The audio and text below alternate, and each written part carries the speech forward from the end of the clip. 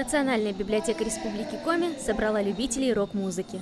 Выставка виниловых пластинок, горячий чай, импровизированная сцена. Так организаторы привлекают новых читателей. Мы хотим открыть наши фонды. У нас прекрасные книги по рок-н-роллу. У нас богатая коллекция рок-винила, о которой никто не знает. И мы хотим донести это до новых наших читателей. Александр Танких поделился с библиотекой своей коллекцией виниловых пластинок, которые привез из разных городов.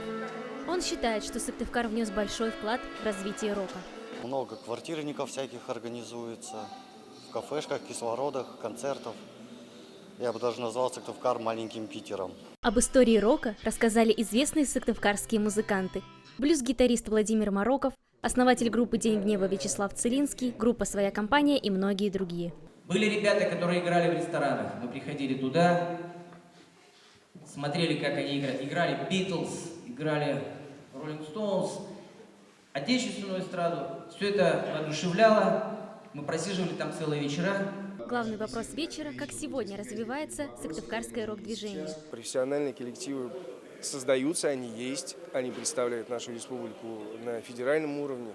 Коллективы Кинки Деп, Бэд Феникс, они берут призовые номинации регулярно, чуть ли не ежегодно. И то, как они относятся к своему любимому делу, заставляет надеяться на то, что у рока есть все перспективы. Сегодня в Сыктывкаре множество рок-групп. Многие артисты отказались от своей основной работы в пользу музыки, поэтому для них остро стоят финансовые вопросы. Нужно к музыкантам по-другому относиться, потому что у нас привыкли все и заказчики, и организаторы мероприятий, что ну вот вы у нас играете так просто, ну вам же не сложно, за бесплатно там, либо как бы за небольшие очень деньги, а это та же работа как и у фотографов, видеографов и другой сферы услуг. Рок-квартирник объединил более 100 человек. Любителей рока, музыкантов, школьников, студентов и просто посетителей библиотеки.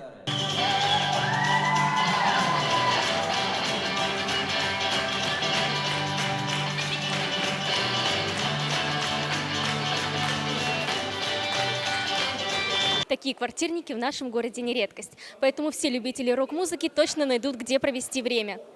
Так что рок в городе Сыктывкаре жил, жив и будет жить. Дарья Путинихина, Виктор Кокарев, Центр теле- и радиожурналистики.